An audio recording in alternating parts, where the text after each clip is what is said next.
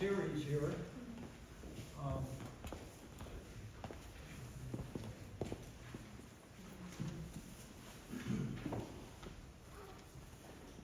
We're doing a series on the creation, but we're doing it non-traditionally.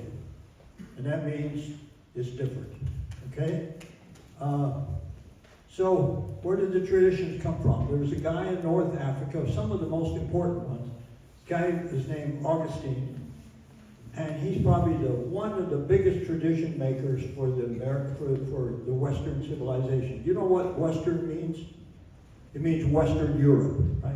Not Eastern Europe, not North Africa, not the Muslims or something. Western Europe was the area that was controlled by the popes for 1,000 years. Okay? This guy, his writings were so important that we actually have a document that may have his handwriting on it. Can you imagine somebody 1,600 years ago that they kept a document that long? He was read profusely throughout the Middle Ages, especially one of his books that was called his Confessions. And he had in that Confessions, he has one chapter, or originally it was one scroll, one book, all about time, his ideas about time. And they became very important to the English language. His influence affected our language. The way we speak, our verb tenses, came from his definitions of time. They didn't exist before him. And he defines how modern people think. We think the way he said we should think. And he made the statement, which is very interesting, time is a very narrow little spot that's going from the past to the future. It's just, boom, it's gone, right? And so we treat time that way, right? Today, most of the things that a physicist will measure are based on time. Even the weight of an object, even the length of a meter, even speeds, everything is based on clock time. Very interesting. They can't do anything without time. Yet this guy is one of the prime guys who invented it. I'm weird. You all know that. Why am I weird? I don't believe in time. Okay?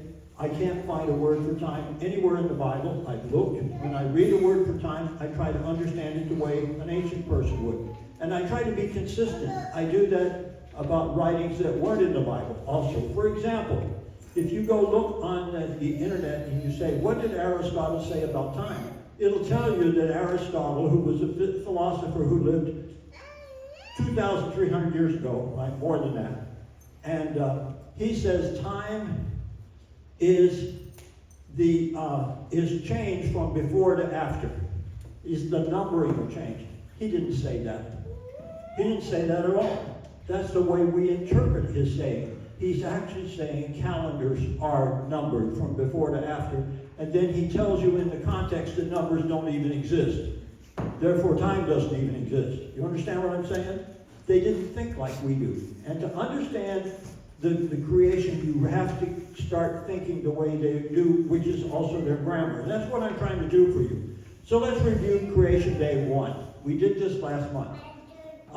Remember, Moses can't say, and God said. He can't say that. He doesn't have past tense. He can't say it. What does he say? He puts you right in the middle of the creation. Things are happening all around you. Some of the things continue to happen. Some of them stop happening. But you're right there. You're not here looking back. Things are going on around you. That's the way his language worked. And so we looked at this little tent-peg letter. And I show you the Hebrew text because I want you to look for this tent-peg letter. Every time the tent-peg letter shows up, sometimes it means and sometimes it means and then. And it depends again on the context, okay? Except for the first verse in Hebrews, in Genesis chapter 1, every verse begins with this letter. This little, I call it the tent-peg letter, it's a Vav letter. And basically, you put one letter in front of a word, and it means and or and then or and next or something. And Jesus used it that way. We have an example in the Bible where Jesus read Hebrew. It's in the book of Luke. And he treated that letter exactly the way I'm treating it to you. Okay? And so it can be, now think about this Imagine that you have a bunch of apples, and you're saying this and this apple and this apple and this apple, they're all the same. So it's an and. But if you say this apple and this orange, they're not the same. All of a sudden, the word and changes into and next, or and then, or and later. All right? So there's sequence. And Augustine said there is no sequence in creation. It's instant. God speaks. In fact, he can't even say one word after another. He said God is not in time. He's eternal. He's somewhere in this mystical realm of no time. And he can't even say it and let there be light. He just, boom, it happens. That's Augustine's idea, right? I don't believe it's the Bible idea, because in creation you find things that every day starts with another and then next. And then within every day there's a whole bunch and next and next and next within the day. And the really interesting thing about this is if you do it the way I'm trying to suggest to you to do it, which is not a Western way, the sequence of what you see in creation is the exact sequence we see in the geology of our planet, how it formed. It's the exact sequence that we look at galaxies, how they formed. But if you believe in time, it isn't going to work for you. Okay? So I'm being weird, but try as hard as you can to get out of your mindset, of a Western mindset, and look at this thing, because I think the result is the creation account is the only account that we can verify. All right? So here he is. Elohim creates everything first. Then the earth is unfinished. It's dark. How can he finish it? But it's unfinished. Well, that's the way Hebrew works. And it has faces, a surface, but it has no shape. Then God's Spirit flutters over the faces of the waters. And that's a really interesting thing, because that word, the fluttering word, is also used in the Bible for an eagle who sits down over his nest. He puts his big old claws down there. He doesn't want to step on his eggs or his young. And then what he does is he sticks his wings and he shakes them back and forth, and he settles down over his babies and he tucks them under his wings. And that's the exact word for what's used in Genesis chapter 1. What does he say unto light? Light flutters. You understand that? When light is in its house, it flutters. When it travels from here to there, it also has a little fluttering, but doesn't do the same kind of fluttering. And so what do you mean by that? He continues to speak that light should continue to become. That's the way the text uses it. It uses a continuous type thing. So here we have, how do we know what he's talking about light? In Job chapter 38, it's a wonderful chapter because God speaks himself in Job 38, and he tells you things that he asked Job. He said, do you understand this? Do you understand that? And he asked him about light. And he says, do you know how light moves in its house? The house has borders. The light's moving. Can you figure it out? Let me tell you, what's the house of light? That's the most accurate word you could have for what we call an atom. We call it, atom comes from the Greek word to me. You can't break it. You can't smash it. We can't smash it. You ever heard of an atomic bomb? Right? We can smash it. But a house of light is the most accurate thing. What is an atom? It's really a place where light's fluttering back and forth inside her. It doesn't leave. It jumps around, and all the properties of matter happen because of light. So what is he doing on the first day? By the way, think of light, you can think of light this way. All light moves at the same speed. Some light flutters more. Think of a hummingbird, right? Hummingbird, his wings are flapping so fast that you can't see him, right? But an eagle, when he flaps, he's slow, right? They have different properties, right? Light has different properties. Light that flaps real fast can go right through a wall made out of lead, right?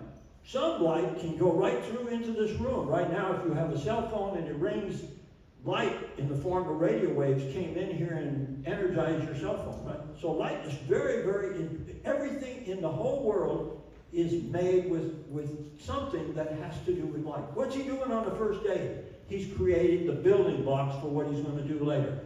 He's creating matter, okay? So light flutters around in its house, and the properties of matter have to do with light. By the way, if you are a physicist and you want to study atoms, you're going to go nuts because you can't figure it out. It's the weirdest thing. They call them quantum properties, and there's all these weird things that have to do with life, and you can't, sometimes it seems like the past changed, something happened to change the past. It's really strange. Light is the most amazing thing. You can't destroy light, you can destroy atoms. But light is the fundamental way things work. If you didn't have light jigging around inside your atoms, you wouldn't be visible. You'd be so small, you'd be smaller than a speck of dust, right? So think about it. God created matter as a relation with light. And then in chapter 38, he tells what happened when the light dawned on the first day. He said that the sons of God shouted for joy. The sea was born, rushing out of the womb, clothed in thick clouds. Later, it was enclosed with doors. As light is commanding light, the earth is growing from the inside. Think of it. The sea is being born. It is changing. Here's another verse. The earth belongs to the Lord, the fullness of her inhabitants, and those who dwell on her. He founded her on the seas, on the streams. He is establishing her. And there, the Hebrew, it means it continues, right? So think of it. We're standing on a continent. Under our feet is rock. What's the rock made of? Under the continents, there's granite rock. And granite rock has great big crystals in it. Big crystals so big you can see them. That granite was made in the presence of water. You can't make granite. There's more water in the rocks under our feet than there is in the ocean. Is that weird? It's not liquid water. It's not flowing around. There is some liquid water down there, but it's part of the rock itself. It's integrated. How did he make it? The seed was born. It came out. It rushed out. He uses that word, see? So let's think about this. In Ephesians 5:13, he explains that light exposes error because everything we see is light. You can't see light. You only see what it came from. Light's jigging around in this room. You don't see it jigging around in this room. Right? You only see it when it hits something, right? Or it bounces off something. Light is fundamental to matter. It's the properties of everything involves light. That's why we can know that when God did it, the way he said it, we can see light. And some light we can't even see. It's beyond our visual range, but we can use instruments to see it. So, let's compare two stories. Scientists tell stories about beginnings. And they say there's a Big Bang. And my way of saying it, there was a tiny bit of vacuum, smaller than an atom, exploded and created everything out of nothing. You like that story? No. Well, then about 300,000 years later, finally all this stuff that was blowing out from this big explosion, it started to condense and atoms formed. And once atoms formed, they became perpetual motion machines. Hello? And then gravity gradually gathered all this dust together, and all the stars and all the planets formed, I call them dust bunnies. Okay? This is the story they tell us. The earth is a dust bunny. The sun is a dust bunny. Galaxies are dust bunnies. They came from the Big Bang. You know what a dust bunny is, don't you? You know, a dust bunny, it gathers together. It comes together, right? The Bible has a completely different story. The Bible says the earth, it is growing. It is expanding. It's spreading out. And it says that 12 times, okay? Think about, does it still grow? Is that illegal in the scientific system? Absolutely. You can't say that. Can atoms change? To understand the universe, you've got to understand the principle of change rather than the principle of time. By the way, we know from Psalm 104 that the oceans began after Noah, the modern oceans, okay? So every day, bursts of light arrive from far away in the universe. And what's really interesting about these bursts of light, some of them are so intense that they just they'll go right through mirrors. You can't look at them with a mirror. You can't, this light is so intense. One of them that happened in 2022, on the 9th day of the 10th month, they had some pictures of where it was before it erupted. And this light that burst out was so intense, the atmosphere of the earth was ionized. It affected us. It affected all the satellites in orbit around the earth. But there was nothing there before it burst up. After it flashed, there's matter there. Does that make sense to you? What does matter?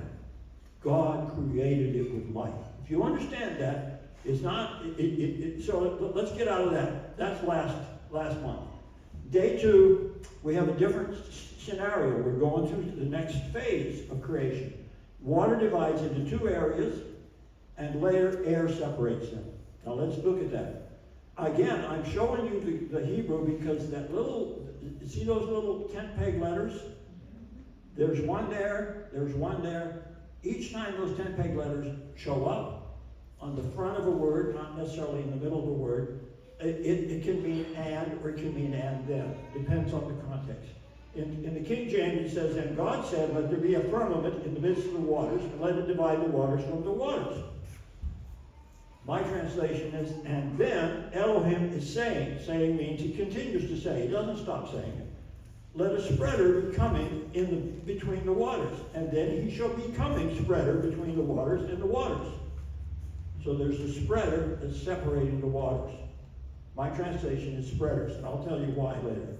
Notice that the upper waters formed first. There was upper water, there's lower water. Is there a surface to the earth at this point? Is there land? No, there's no land. On the surface of the earth, there's nothing but water, right? There's water above, and the spreader exists, and he comes and he grows in between the two. How do we know this? The Vav letter tells us and then, or and next, or and later. And then God made the firmament, and he divided the waters which were under the firmament from the waters which were above the firmament. Again, we have those little 10-peg letters on the front of those little places there, which can be and then or and next. I think most of the cases they are the and next or and later, okay? So how do I translate it? And then Elohim, remember Elohim is the plural God who acts with with singular verbs or nouns, right? He is not one. There's more than one part to Godhead. And he is making the spreader, and then he is separating between the waters that are under the spreader and between the waters that are on the spreader. And it is becoming so. So here's the question. What's the spreader, right? The spreader that continues to separate between the waters, the upper waters and the lower waters. And God called the firmament heaven, and the evening and the morning were the second day. Again, we have the and there on the front of some of those words. One there, that little 10-peg letter, there's one over there. Okay, so how do I translate it? And then Elohim is calling, he's continuing to call.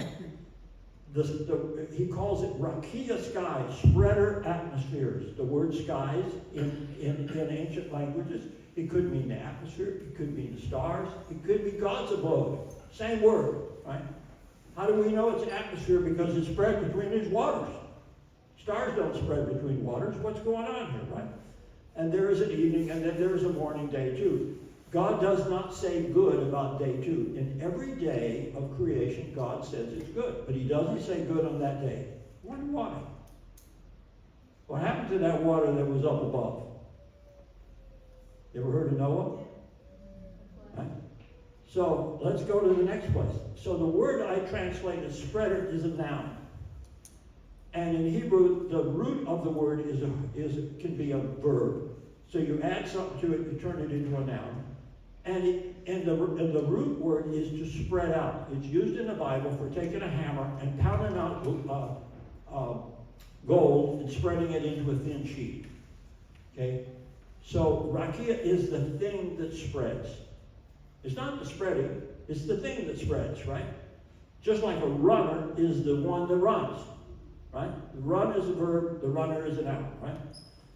So King James uses the word firmament. So you say, why does the King James use the word firmament? Well, there's a historical reason for it. The people who translated the Bible into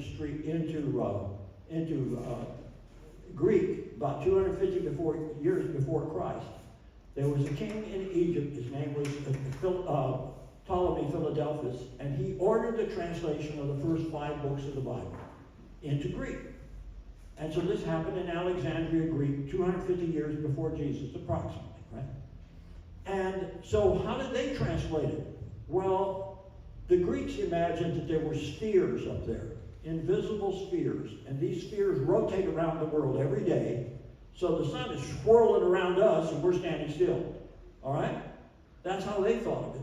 And so these spheres are up there. They actually thought there was an axial pole coming out of the poles of the earth. Ever heard of a pole?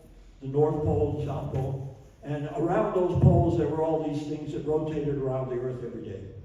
And they called them stereoma, and they thought the planets rotated around it. Now Plato asked remember Plato lived 2,400 years ago, not quite that long, but he asked his students to solve a geometry problem.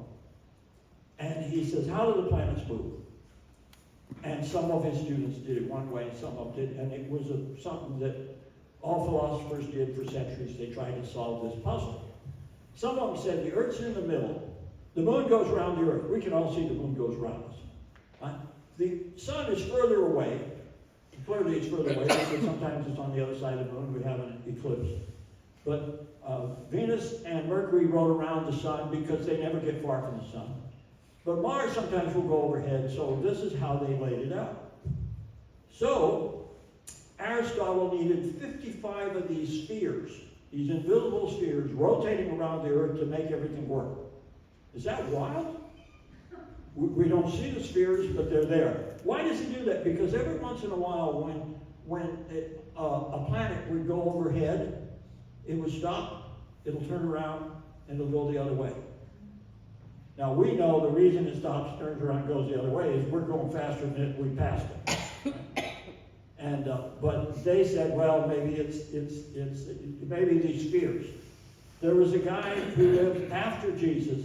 His name was also Ptolemy, and this is how he envisioned it. Can you see? Pretend that's Mars up there. If you just look at the furthest one up there, that one there, you see how he backs up and turns around, right?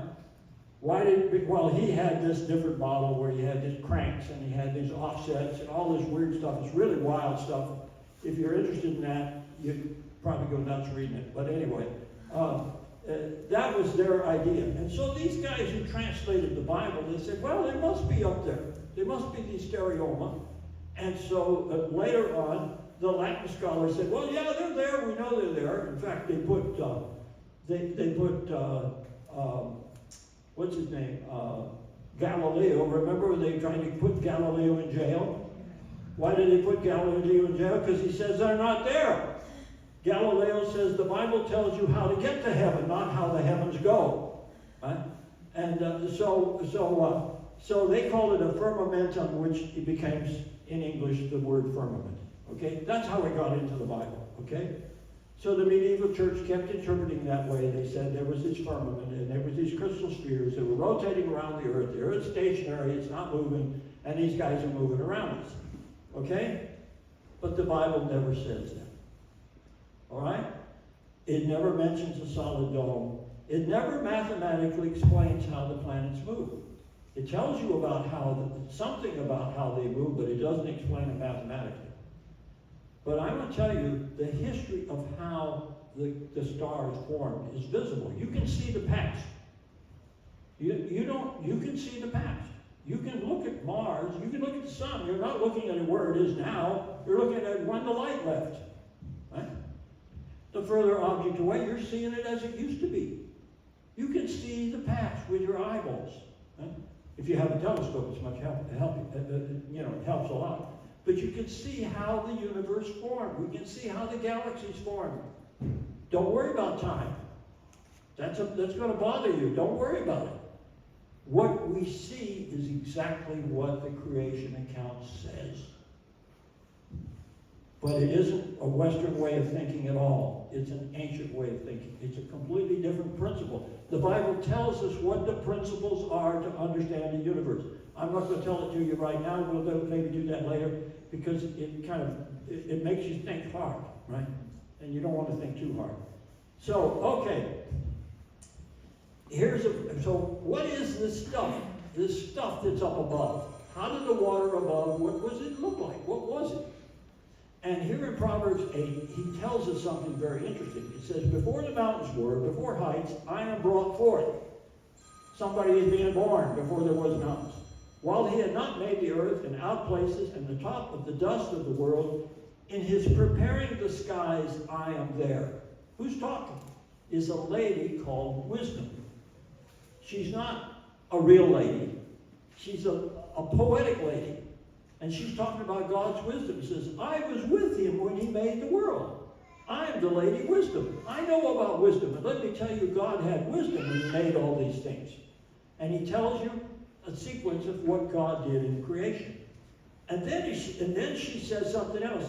In his decreeing a circle, an arch, on the faces of the abyss, in his making the dust clouds above, and the word that we translate there is actually a word used elsewhere in the Bible for a dust cloud. The water that was above was dust cloud. Now think about it. How does water become dust? You ever seen solid water? We call it ice, don't we? In his making strong the fountains of the deep. Where did the water come from? They came from the fountains of the deep. So let's go look at this. So Proverbs 8 mentions an arch of dust clouds above and strong fountains of the deep. This passage, I think, is related to day 2. What happened on day 2? There were fountains of the deep, and they were before the top dust. If you have a geyser today, and a geyser shoots hot water up into the air, it all drifts off, maybe as a cloud or whatever, because it's supported by the air, right? But there are also geysers under the ocean. There are far more geysers in the ocean than there are on the land. And the geysers in the ocean are really wild because the hot water comes out sometimes 400 degrees, really hot water, and it's loaded with bacteria. These bacteria are really weird bacteria. They come from way down there somewhere, and they eat rocks. You ever seen a bacteria that eat rocks? They don't need oxygen. They can change the geology of the planet. They're really weird things. They're really wild. And all around these little spots, animals grow. They call them smokers, right? Black smokers or white smokers. Hot water's coming out. If you stick your finger into that stream of water, you'll burn your finger. It's that hot. Right? You'll cook your finger right there. Right? And all around there's all kinds of tube worms and little shrimp and all kinds of animals that eat those bacteria. There's a whole living system down there. There was a people up here on the Juan de Fuca, which is the crack in the earth off the coast of Washington State up here.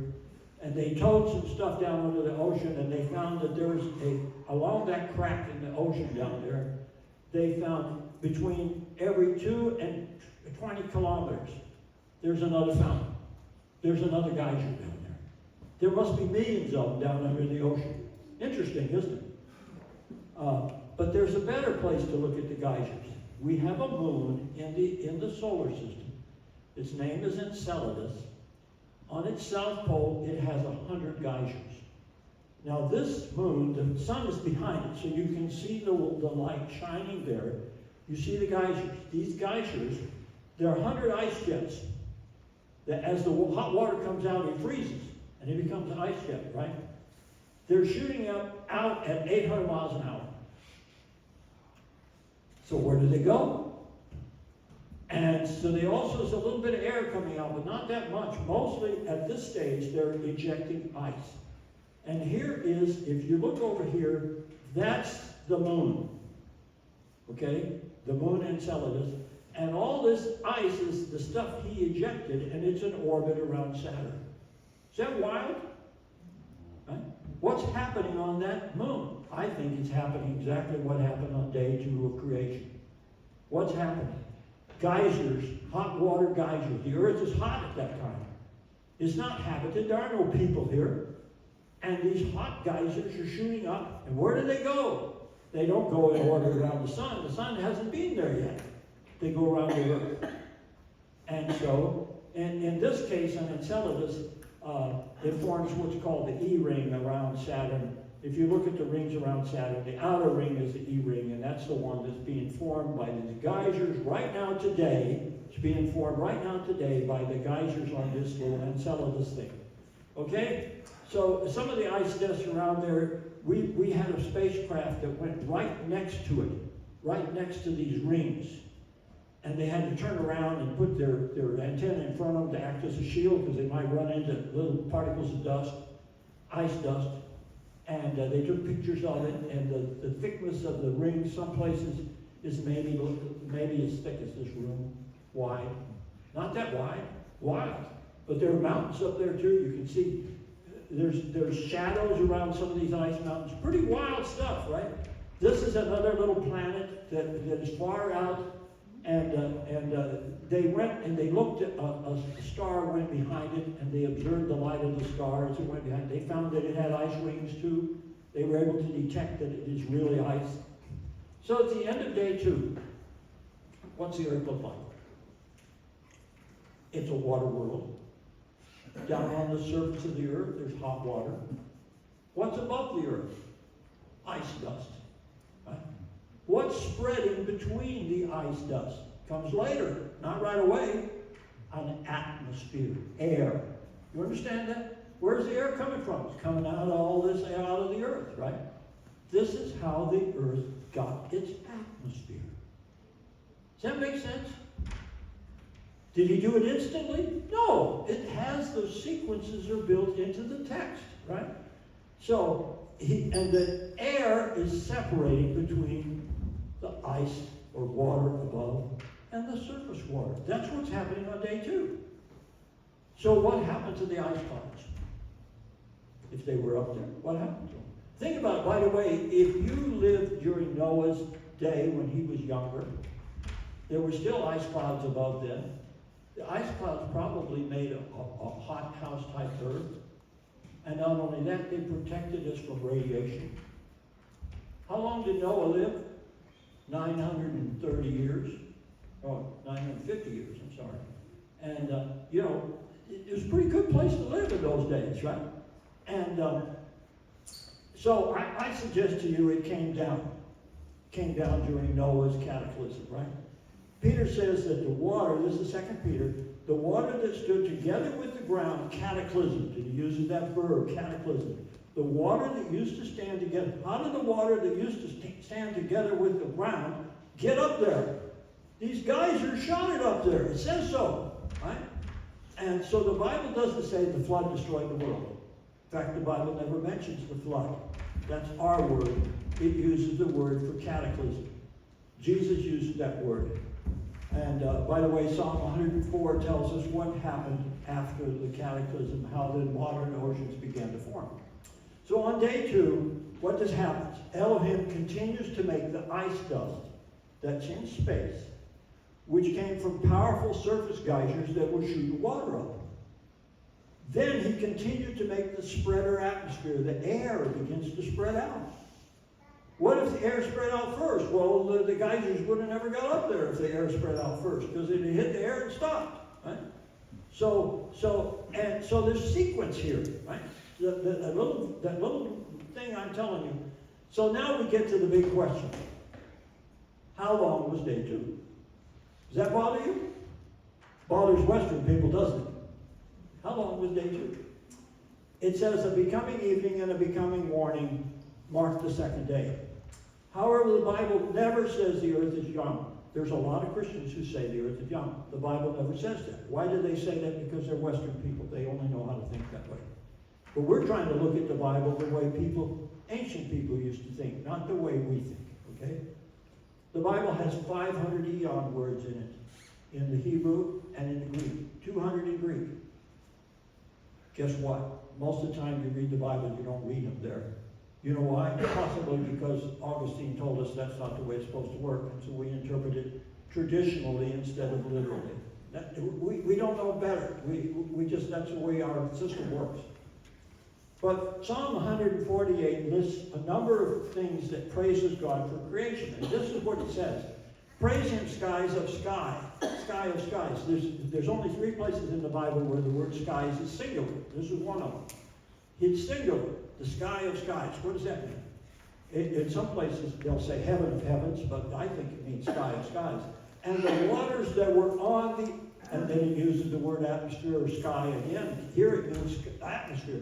The water that were on the atmosphere. They praised the name of Yahweh, for he spoke and they were created. What happened? He's creating the water that was on the atmosphere, right? For he was establishing for ancient eons, and it has that word eons in there. Ad Allah means ancient eons. Did this happen overnight? Did it happen like Augustine said? Did he speak and boom, it was right there right away? No, there's sequence there. There's sequence. It's happening one stage after another. Think about eons. Can you count an eon? Can you count an eon? Well, here's an interesting passage in the Bible. In John chapter 11, Jesus is talking to these 2 ladies. They're 2 sisters who just lost their brother. Right? And the one was one that, one went out to the cemetery to look at Lazarus, and one was at home. But this is what Jesus said. I am the resurrection and the life. Every living one that is believing in me, even if he were dying, he shall be living. Now think about it. Can a person who's dying put their faith in Jesus? They can't. Even, did the thief on the cross do that? Even though you're dying, if you put your faith in Jesus, he died for you. Wow. You're going to be living. Now, it doesn't mean you're going to have great rewards for the bad things you did, but if you put your faith in Jesus, he died for you. Then he said something else. Every living and believing in me, not know dying. And then you can't say not know in English. You can't say 2 negatives. But it means really, really negative. Right? Really, really negative. Dying unto the eon. Not dying to the eon. You will not die for an eon. He uses that wonderful little word in there, eon. Some translations say that he says, you will never die. But it doesn't say you will never die. It says not dying to the eon. If you die and you believe in Jesus, how long are you going to be dead? Not for an eon. Why? He's coming again, and he's going to take us back to himself. And he's going to give us new bodies. Isn't that good news? The eon word is in there. Now you say, well, what's an eon? How do you do this? Now think of it. What if you and I are going to be, someday, we're going to be in the New Jerusalem, and going to be praising God, and somebody says to you, I've been here 10,000 years. And you say, yeah, they're going to have a big, the choir's going to be singing, we're going to be celebrating 10,000 years. Say, well, what about 10,000? How do you get 10,000 years? There's no sun and there's no moon. There's no day and there's no night. How do you get 10,000 years? Well, listen, look at this verse. In the midst of the street of it, on either side of the river, was the tree of life, which bare 12 manner of fruits, yielding her fruit every month.